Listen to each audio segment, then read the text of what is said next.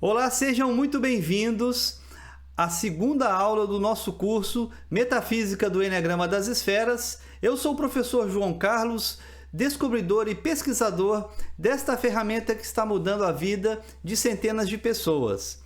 Nesta segunda aula, estará sendo exibida neste mês de fevereiro de 2025, nós falaremos de algumas conclusões que pudemos observar a partir da aula do mês anterior, da aula de janeiro. E também nós vamos apresentar o mundo 1, que é o mundo do nosso Criador. É o mundo onde as três forças estavam unidas num único todo, que para nós aqui no Eneagrama das Esferas representa as forças ativa, reativa e passiva. Bom, vamos recapitular quais eram as instâncias em que o raio de criação foi apresentado pelo filósofo armênio George Gurdjieff e também como nós estamos considerando tais instâncias dentro do nosso curso.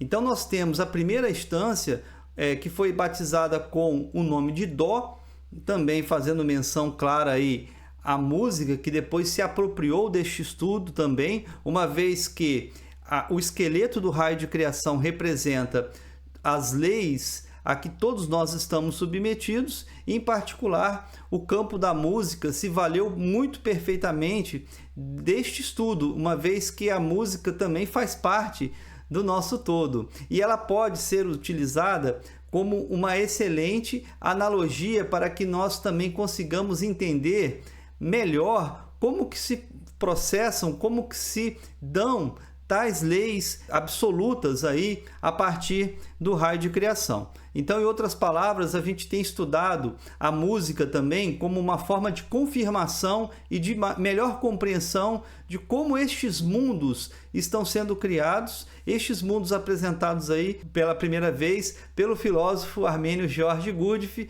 resgatando estes conhecimentos de tradições antiguíssimas. Então nós temos aí o Dó, que é o Dominus, que é o absoluto, onde existia uma única lei, que era a vontade do Criador, onde as três forças estavam unidas num único todo, nas palavras de Gurdjieff. Depois nós temos a segunda instância, que é o mundo 3, onde nós vamos ter a nota musical Si, que pode ser a representação abreviada de Sideros, ou espaço sideral, onde nós temos todos os mundos criados a partir da divisão do Criador em três leis independentes entre si. Como nós vimos na aula anterior, de Dó para Si houve a vontade do absoluto, que nós vamos detalhar melhor na aula de hoje. Porém, de Si para Lá, houve choques acidentais, mecânicos, que formaram aí o mundo 6, onde nós vamos ter as 6 leis, também representadas aí pela nota musical Lá, que pode ser uma abreviação para Via Láctea, onde nós vamos encontrar todos os sóis. Em particular, na próxima instância, nós vamos ter 12 leis oriundas dos choques entre essas 6 leis do mundo anterior, formando o nosso Sol, representado pela nota musical Sol.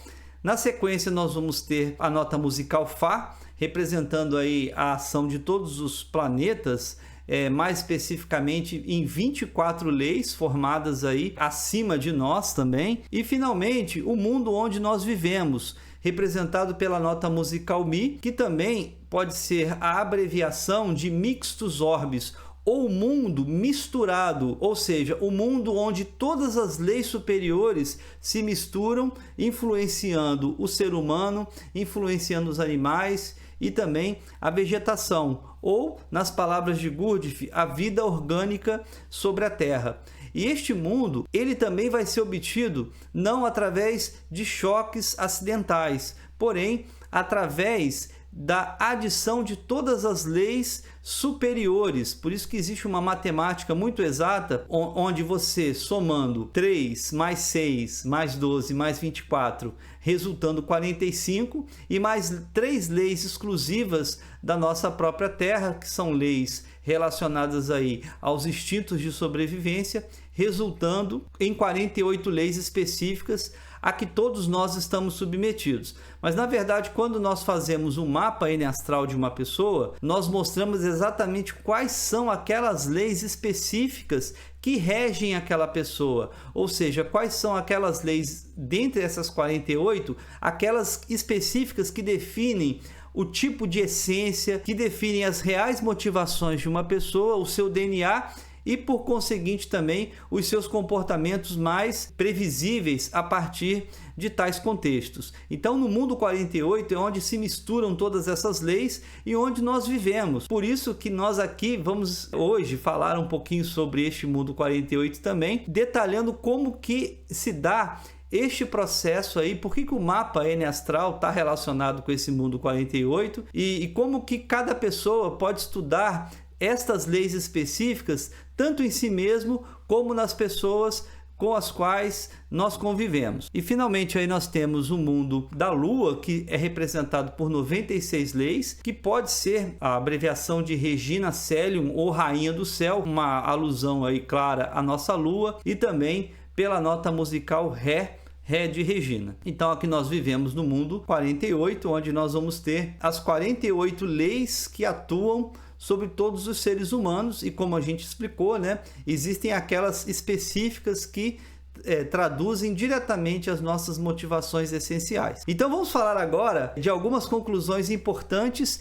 e inéditas obtidas a partir da aula anterior, da aula de janeiro de 2025 do nosso curso. Então a primeira conclusão é que os intervalos musicais onde não temos bemóis ou sustenidos, que é o Dó para Si e o Fá para Mi, são aqueles em que necessitam de Deus, da vontade do absoluto, de Dó para Si e do homem, de Fá para Mi, respectivamente. Para explicar melhor essas características de como se comportam tais mundos, nós vamos nos valer do próprio conhecimento musical. Nós vamos pegar as frequências de cada uma das 7 notas musicais e colocarmos neste gráfico, onde nós vamos ter aí a necessidade de tais espaçamentos por conta da tentativa de manter uma certa linearidade, ou seja, uma tentativa de fazer com que as notas elas estejam ordenadas aí de forma decrescente, segundo uma linha reta. Então, para que haja tal linearidade nas frequências dessas 7 notas musicais harmoniosas, é necessário dar um espaçamento entre elas. E esse espaçamento ele está essencialmente relacionado às necessidades dos choques, ou a ausência desses espaçamentos, como a gente vai ver, está relacionado à adição das forças de todos os mundos anteriores. Então aqui nós vamos ter que entre Dó e Si não há espaçamento, porém entre Si e Lá houve a necessidade de um espaçamento maior. Porque se não tivesse aquele espaçamento ali, se a gente não tivesse colocado as barrinhas separadas, a gente não teria uma linha reta. Então, por conta disso, a gente vai explicar a necessidade que a música encontrou de inserir 5 semitons. Aqui nós representamos apenas 4, né? Porque uma vez que o último semitom ali não é necessário, que seria o Ré bemol, mas são 5 semitons, onde nós vamos ter a linearidade das frequências das notas musicais a partir da inserção desses semitons. Então isso faz com que precisemos inserir tais semitons, que são os bemóis ou os sustenidos. Por exemplo, a nota Si bemol também é chamada de Lá sustenido, ou seja, um Lá que está acima, ou um Si que está abaixo, que está bemol, para preencher os espaços em brancos. Estes bemóis são necessários para que uma música que se encontra na tonalidade de Dó possa ser tocada em outro tom, mantendo-se a harmonia. Então quem estuda música sabe que estes bemóis são extremamente importantes, que correspondem também no piano ou no teclado aquelas partezinhas pretas que ficam em cima das teclas brancas, né, que são os bemóis ou os sustenidos. Porém, entre Dó e Si e também entre Fá e Mi, não há como inserir semitons. Por quê? Porque o espaçamento ali não permite um semitom para que você tenha aí os 12 gráficos, né, igualmente espaçados entre si. Então, o que acontece nesses intervalos específicos? Exatamente aquilo que a gente vai tentar compreender a respeito do raio de criação, tanto como Ouspensky escreveu em seu livro Fragmentos de um Ensinamento Desconhecido, como também algumas reflexões que nós estamos adicionando a partir de tais conhecimentos. Então as frequências são muito próximas ali, então não teve como colocar um semitom ali. Aí a gente vai compreender o que seriam esses semitons, que nós aqui também consideramos como choques mecânicos, choques acidentais entre determinadas leis para gerar o mundo seguinte, ou a vontade do absoluto e a vontade do homem. Então, se a gente associar cada mundo às notas musicais, nós vamos ter que Dó, mundo 1, Si, mundo 3, Lá, mundo 6, da mesma maneira que nós sempre apresentamos, né? Hoje, no início da nossa aula, a gente apresentou os 7 mundos a partir também dessa nomenclatura aí das notas musicais. Até chegarmos em Mixtus Orbis, que é o mundo misturado, como falamos, né? Que é o mundo onde vivemos no mundo 48. Na aula anterior, nós vimos que o mundo 3 foi obtido a partir da adição das forças do mundo anterior. Só que no mundo anterior, essas 3 forças que aparecem no mundo 3 estavam unidas num único todo, que é a concepção, inclusive religiosa, de Deus. É o aspecto trino do Criador, onde você vai ter num mesmo ser todas essas características simultâneas. Isso é até bastante interessante porque o próprio Tarot de Marselha, que foi tentativa de preservar o conhecimento dessas leis feitas por uma escola de alquimia lá do século XIV, representou o mundo 1, representou o Criador na figura do louco, uma vez que dentro dessa figura conseguiram inserir a representação dessas 3 forças, ativa, reativa e passiva, como nós vamos ver daqui a pouco. Para formar o mundo 3, Deus se faz em 3 partes, e essas 3 partes, de acordo com a sua vontade, vão começar a interagir entre si para formar os mundos abaixo. Por exemplo, o mundo 6, que também nós vimos na aula anterior, que é obtido a partir dos choques mecânicos entre, por exemplo, a força ativa e a força passiva. E isso foi incorporado no nosso sistema solar, por exemplo, a partir da existência do nosso planeta Mercúrio dentro do nosso sistema solar, da força ativa com a força reativa, que foi incorporado pela Lua, e assim por diante. Analogamente ao mundo 3, o mundo 48 também é obtido a partir da adição das forças dos mundos anteriores, tanto que se a gente somar 3 mais 6 mais 12 mais 24, obteremos 45, e mais 3 forças exclusivas que estão associadas aí aos instintos de sobrevivência, instinto de autopreservação, instinto social e instinto sexual, que são inerentes à nossa condição neste planeta, no planeta Terra, que são os instintos de sobrevivência. E com isso a gente vai chegar neste número de 48 leis. Agora, os bemóis não representam mundos, mas eles representam os choques automáticos que devem acontecer para que os mundos abaixo sejam criados. Então, a partir do mundo 1 para o mundo 3 não houve choque, houve apenas a vontade do absoluto. Porém, do mundo 3 para o mundo 6, as 3 leis elas vão se chocar entre si e vão formar 6 combinações específicas que no nosso sistema solar, como nós vimos nas aulas anteriores, foram incorporadas pelos 6 astros visíveis, e assim por diante. Na sequência nós teríamos os 12 signos e posteriormente as 24 regiões, que são as 24 regiões aí associadas às casas astrológicas do nosso mapa específico. Os choques, então, eles vão acontecer todas as vezes em que as leis são construídas de forma automática, de forma acidental, nas palavras de Gurdjieff, na forma aí como 2 forças se encontrando vão gerar uma lei específica no mundo seguinte. Portanto,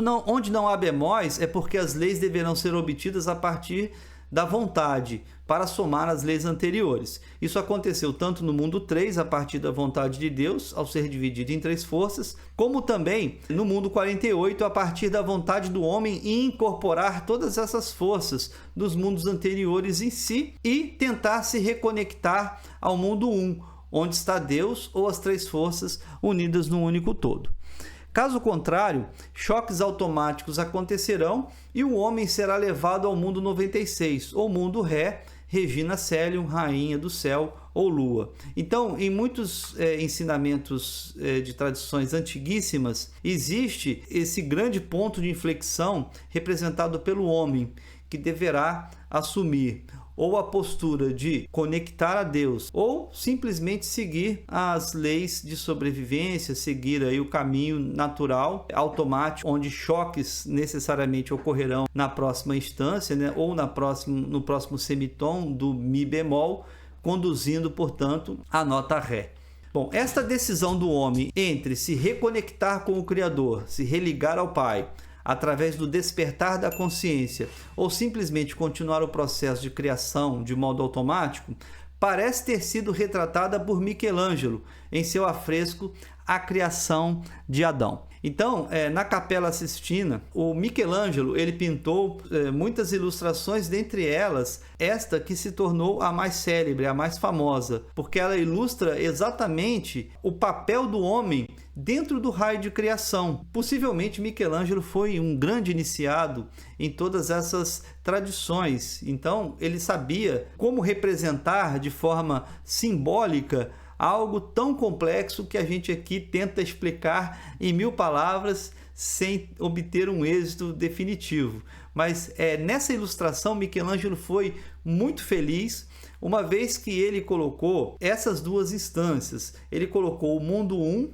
onde está Deus, e Deus é representado por esse senhor aí, ancião, onde ele assume uma forma triangular com o seu corpo. Então, a gente vai observar aqui nos slides seguintes, há uma trindade ali muito destacada, há os anjos e também há uma trindade onde, em primeiro plano, com um foco melhor, o artista conseguiu retratá-la, colocando uma mulher e uma criança ao lado de Deus. Isso foi também, de certa forma, uma cutucada, né, na própria Igreja Católica, que baniu o elemento feminino da Santíssima Trindade, uma vez que não existe a mulher na Santíssima Trindade. Existe Deus Pai, Deus Filho e Deus Espírito Santo, ou seja, não há espaço para a mulher, que foi substituída, no caso aí, pelo Espírito Santo. Bom, então eu vou pedir para que vocês assistam a um vídeo específico aí do canal Império das Artes, que traz uma análise sobre este afresco.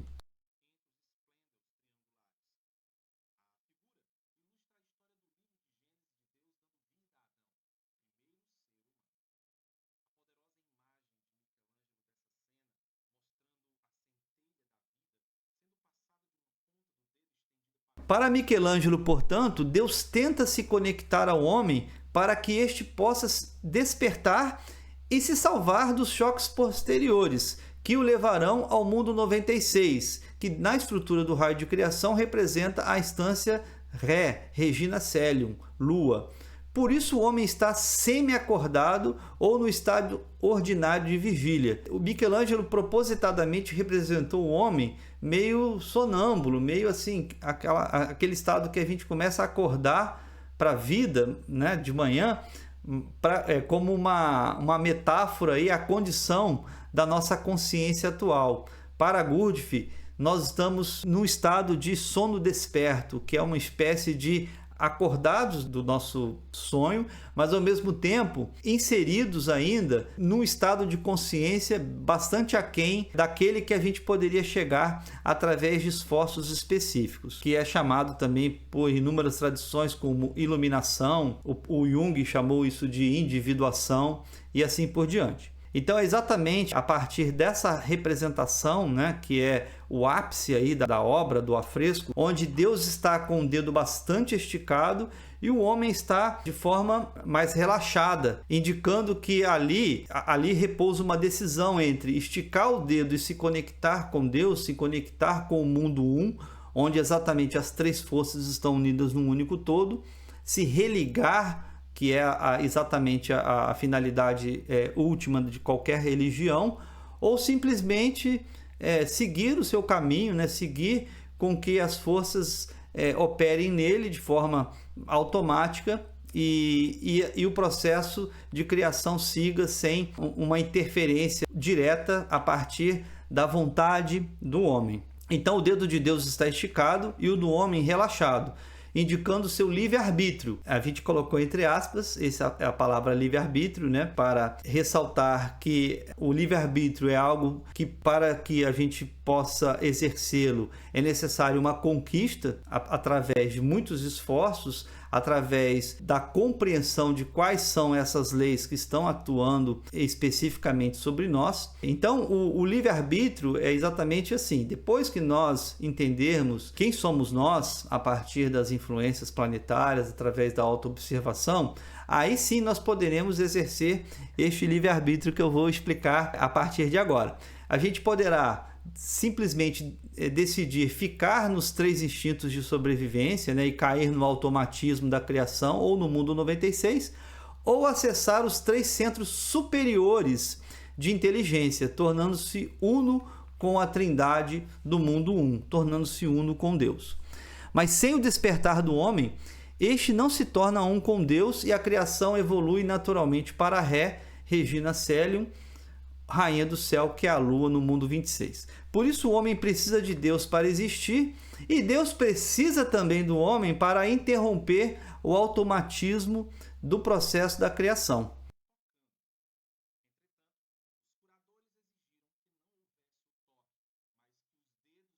Ao fundo, nós vamos ter um formato de um cérebro, assim, com bastante riqueza de detalhes. Aí a gente também pode pesquisar isso na web, que vai encontrar essa interpretação. Agora, para criar o mundo 3, Deus se fez em 3 partes, né, como nós vimos nos slides anteriores, sendo este mundo, portanto, oriundo, né, resultante da adição das forças do mundo imediatamente superior. Então vamos olhar aqui, agora em destaque, o mundo 1, onde as 3 forças estão unidas num único todo. Michelangelo representou isso muito bem. Por quê?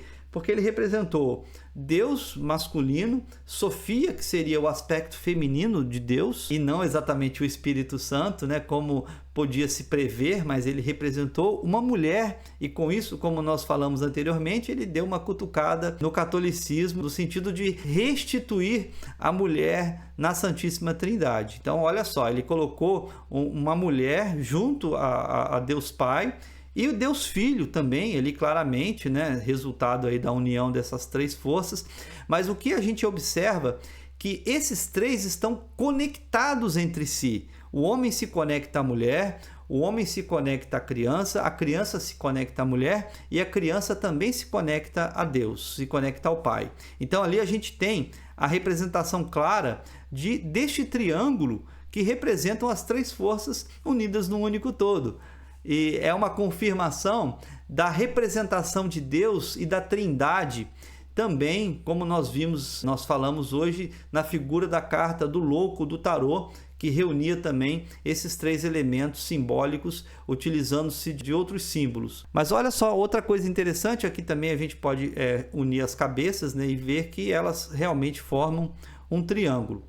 Portanto, para criar o mundo 48, foi necessária a adição das forças de todos os mundos superiores, que são os mundos 3, 6, 12 e 24, que deverão se juntar a 3 forças criadas no próprio mundo, ou seja, na nossa própria Terra, que são os instintos, ou os 3 centros superiores de inteligência, caso nós resolvamos nos conectarmos a esta fonte primacial, que é Deus, né? Onde nós vamos encontrar os 3 centros superiores. E quais são esses centros? O centro intelectual superior é o centro afetivo superior e o centro sexual. Esses são os 3 centros que nós, por exemplo, não associamos a nenhuma tipologia no Eneagrama das Esferas, uma vez que para que nós acessemos estes 3 centros, não é algo assim que nós já trazemos da nossa própria natureza, é algo que a gente vai conseguir a partir de muitos esforços aí explicados por Gurdjieff e por tantos outros iluminados e mestres ao longo de nossa história. Então Deus fez a parte dele, só depende do homem esticar seu dedo indicador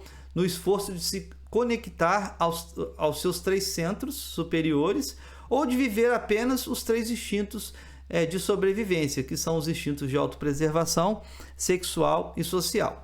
Assim, cada ser humano está sujeito a 48 leis possíveis. Dentre essas 48, 45 são de naturezas cósmicas, né? E 3 são de naturezas telúricas, 3 são de naturezas terrenas. E também pode, a partir do esforço, se conectar às 3 leis divinas lá do mundo 1, quando o homem se conecta com Deus. Mas, como a gente viu também, essas leis, para cada pessoa, funcionam diferentes, ou seja, cada pessoa especificamente estará mais sensível a um conjunto particular dessas leis, que define inclusive a sua individualidade. E é isso que faz com que as leituras do mapa N astral sejam tão precisas. Por quê? Porque uma vez que você sabe, que você conhece exatamente quais são as leis dentre essas 48 específicas que mais te impactam, você vai ter uma compreensão muito clara de quem você realmente é.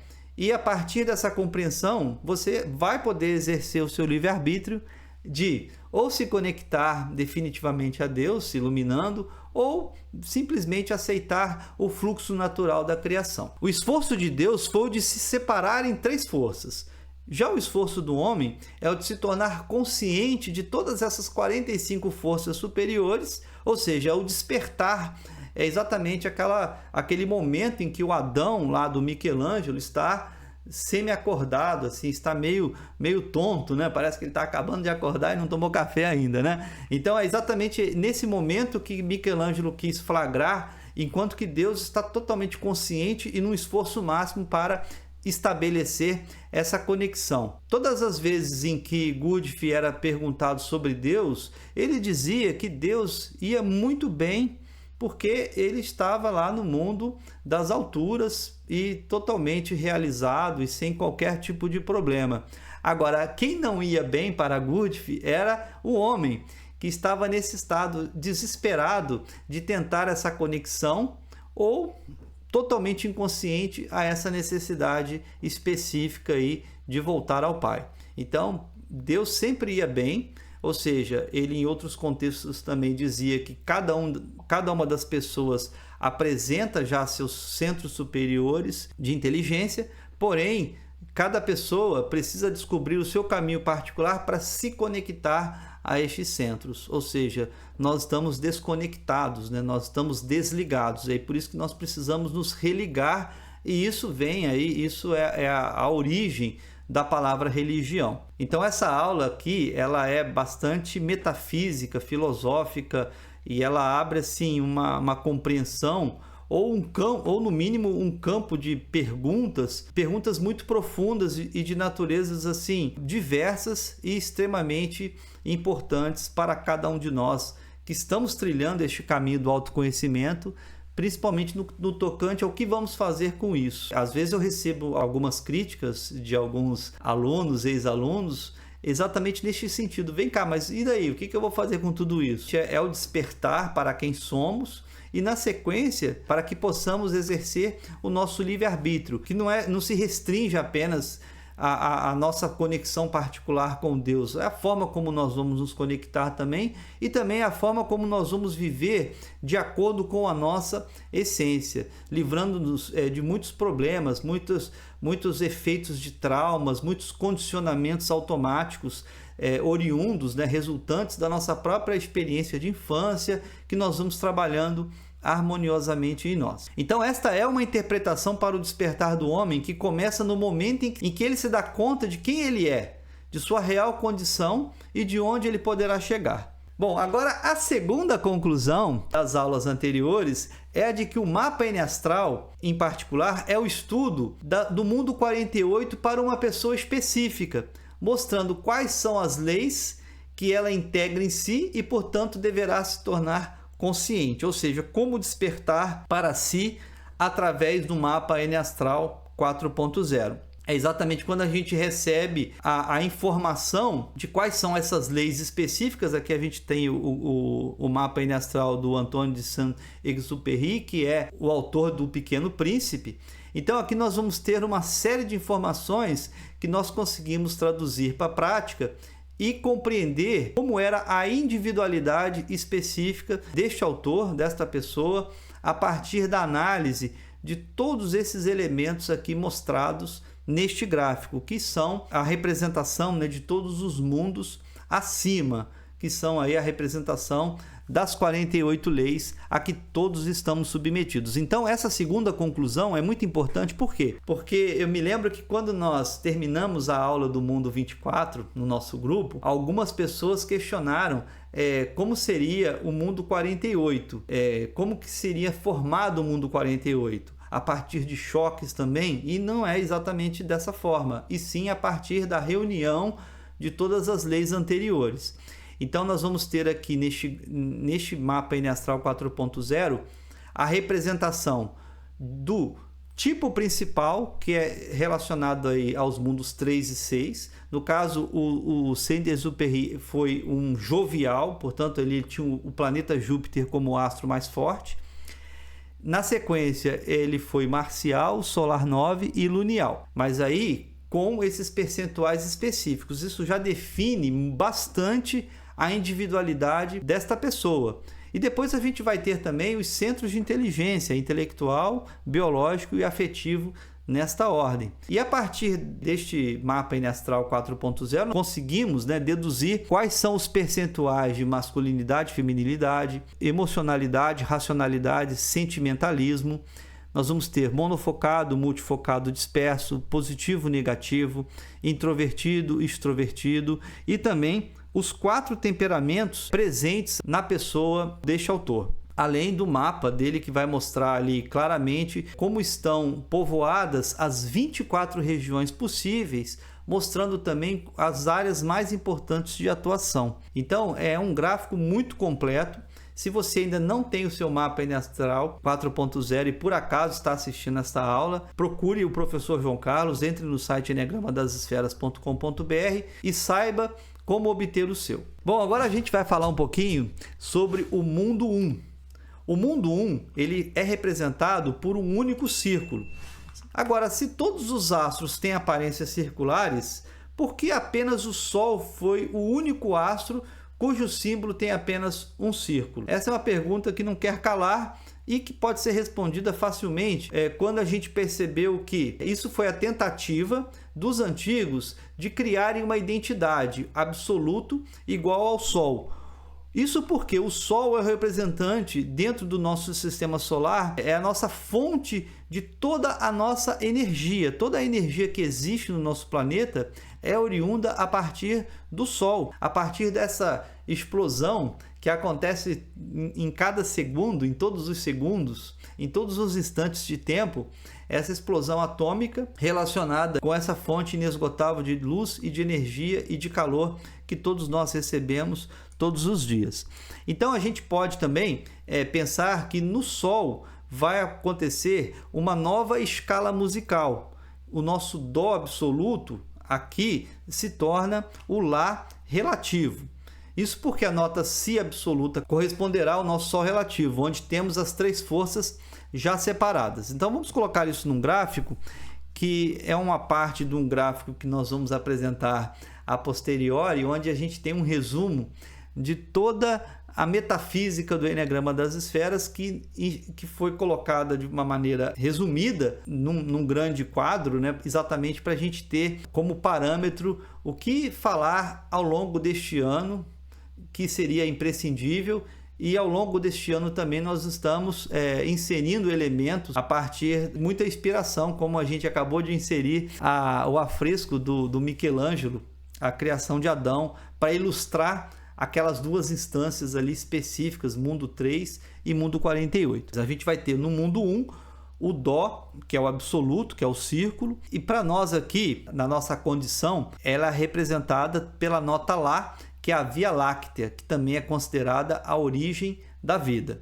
Então aqui nós vamos ter as 3 forças unidas num só todo, a força ativa na mão esquerda da carta do louco, que é a trouxinha, que é o querer empreender a viagem, a força reativa na mão direita, que é o se defender no caminho, representado ali pela bengala, pelo bastão, e a força passiva, representado pelo louco, quando ele deixa ser mordido por um cachorro que rasga suas vestes nas costas. Aqui na carta do louco também nós temos a representação das 3 forças unidas num único todo, como nós acabamos de ver na obra A Criação de Adão, essas mesmas 3 forças representadas por Deus Pai, Deus a Mãe e Deus Filho. Na instância seguinte nós vamos ter o espaço sideral, que é a lei de 3, que é obtida a partir da divisão de 107 por 111, formando uma dízima periódica infinita, 0, 963, 963 e infinitamente.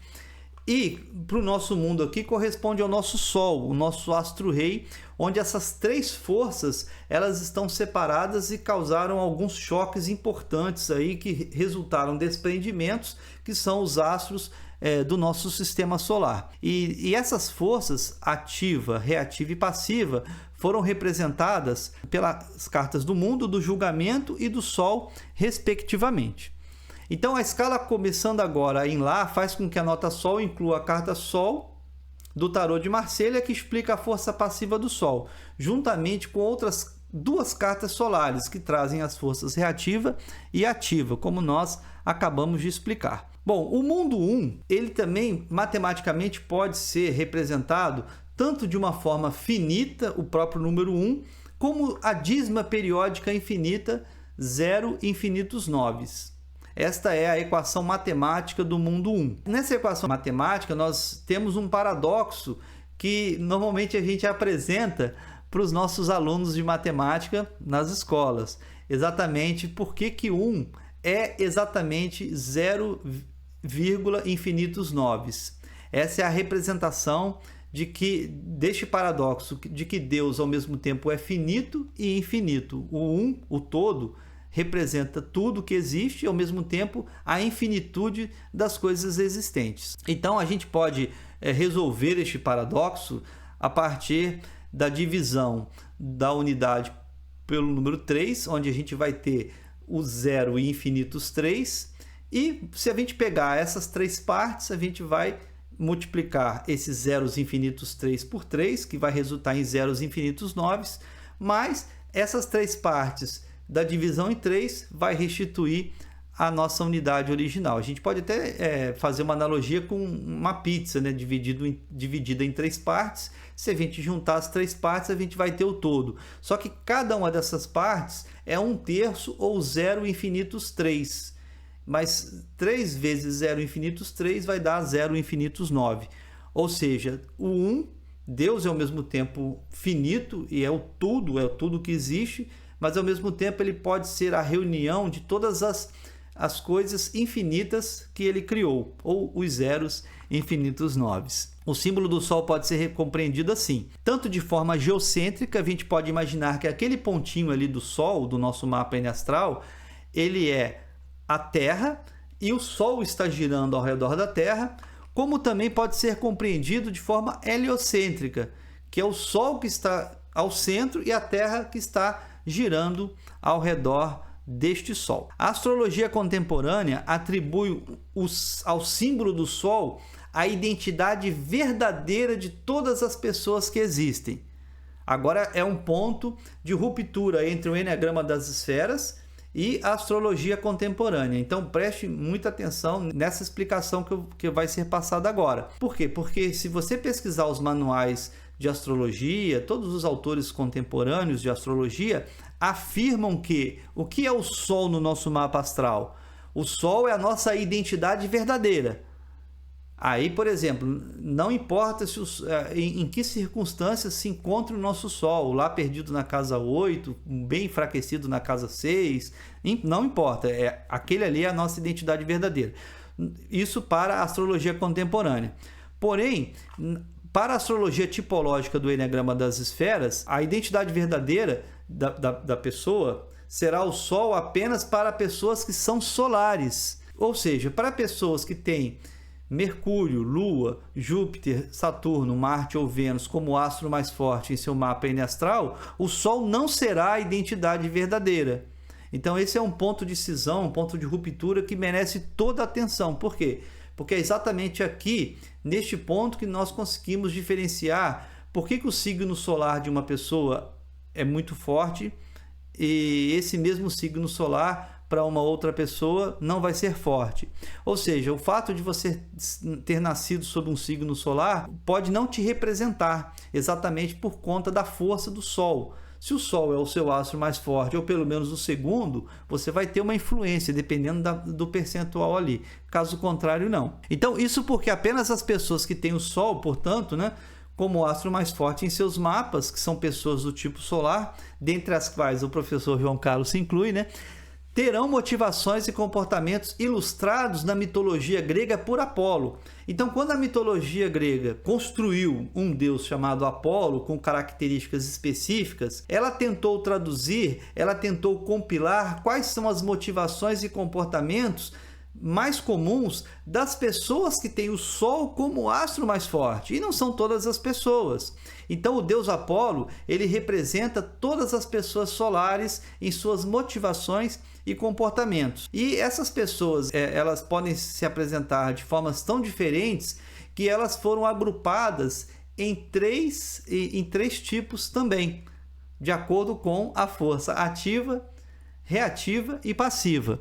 Assim, todas as pessoas apresentam algum nível de influência do Sol. O Sol no mapa N-Astral 4.0 e em todas as versões anteriores é o único astro que não é subtraído de forças. Ele tem uma força absoluta e essa força ela não é balançada por nenhuma. Acontece que ela pode ficar tanto em primeiro, como é o meu caso, ou o caso das pessoas que são solares, como em segundo, em terceiro e até em quarta instância. Como explicando aqui, né, mas tais influências poderão ser menores do que a de um ou mais planetas, conforme o instante em que nasceram específico. Então a mitologia, ela traz excelentes insumos sobre como os antigos percebiam a influência do Sol na figura de Apolo. Então existe o livro da Jean Shinoda Bolen, Os Deuses e o Homem, onde ela caracteriza muito bem o Apolo, esse deus grego relacionado ao Sol, e foi uma literatura onde nós aqui no Eneagrama das Esferas conseguimos extrair exatamente quais são as motivações reais das pessoas que são solares. Eu nunca tinha encontrado nenhuma literatura onde ficou tão claro o que realmente une todas as pessoas que são solares, independentemente de seus signos. Então é muito importante, é um livro que nós recomendamos fortemente para todos, principalmente aí no tocante à apresentação de Apolo, uma vez que é bastante deficitária a apresentação do tipo solar por outras tradições anteriores ao Eneagrama das Esferas. Mas se a gente estudar Apolo na mitologia grega, a gente vai ter uma compreensão muito profunda das motivações e dos comportamentos de todas as pessoas que são solares. Então, no mundo 1, para a escola de alquimia, como a gente falou, né, lá do século XIV, ela representou, ela chamou essa figura de louco. Por quê? Porque como assim uma pessoa vai ser simultaneamente ativa, passiva e reativa? Então, assim, se a gente, por exemplo, tentar trazer para as pessoas que a gente conhece, ou a pessoa é mais reativa, mais questionadora, incomodada com atitudes, comportamentos dos outros, ou a pessoa é mais ativa, focada nos próprios interesses, a pessoa tem muita ambição, ou a pessoa é mais passiva. Agora, como que é aquela pessoa mais focada nas conexões interpessoais? Agora, imagine uma pessoa que seja simultaneamente e igualmente essas três coisas. Aí os antigos chamaram essa pessoa de louco, né? De forma até bem humorada, né? O tarô, na verdade, ele tem um lado satírico também intrínseco, né? Até porque eles queriam popularizar esse jogo, né? Distribuindo tanto para os boêmios, né, fazerem suas apostas, como para os ciganos o utilizarem como fontes oraculares. Então, na mão esquerda, como nós falamos anteriormente, representa a força ativa, o querer empreender a viagem. Então, em todos os lugares dentro dessa obra do Tarô de Marselha, onde a mão esquerda estiver levantada ou estiver com algum tipo de objeto, significa que a carta vai ser essencialmente ativa. Na mão direita, a força reativa, que é o defender-se do caminho, né? Que é reação contra a ação de outrem, né? Contra os perigos que vão vir no caminho. E nas costas, como nós falamos anteriormente, né? Que é o deixar ser mordido pelo cão, né? Não se importar muito, né? Ser passivo. No mundo 1, portanto, temos as três forças unidas num único todo, representadas pela trouxa na mão esquerda, força ativa, bastão na mão direita, força reativa, e as vestes rasgadas, forças passivas, respectivamente. Aí, portanto, olha aí, a gente vai ter o triângulo 3, 6 e 9. O número mais alto dentre as cartas, que é o número 22, como também o mais baixo, em alguns tarôs aparece como número 0, foram igualmente atribuídos a essa figura do louco, uma vez que o final de um ciclo coincide com o início do ciclo seguinte. Bom, meus amigos, portanto, aí terminamos a nossa segunda aula do curso Metafísica do Eneagrama das Esferas, agradecendo a presença de cada um de vocês aqui que adquiriram este curso, que estão aí empenhados em fazer estas aulas ao longo deste ano de 2025. Nós estamos gravando esta aula no mês de fevereiro e para o mês de fevereiro também de 2025. E a partir de agora, fiquem aí com as perguntas e os comentários, com todos os questionamentos que poderão surgir a partir da apresentação dessas ideias. Então, o professor João Carlos agora vai assumir ao vivo e eu aqui me despeço agradecendo muitíssimo aí a paciência e a concentração e a dedicação de cada um de vocês. Até daqui a pouquinho!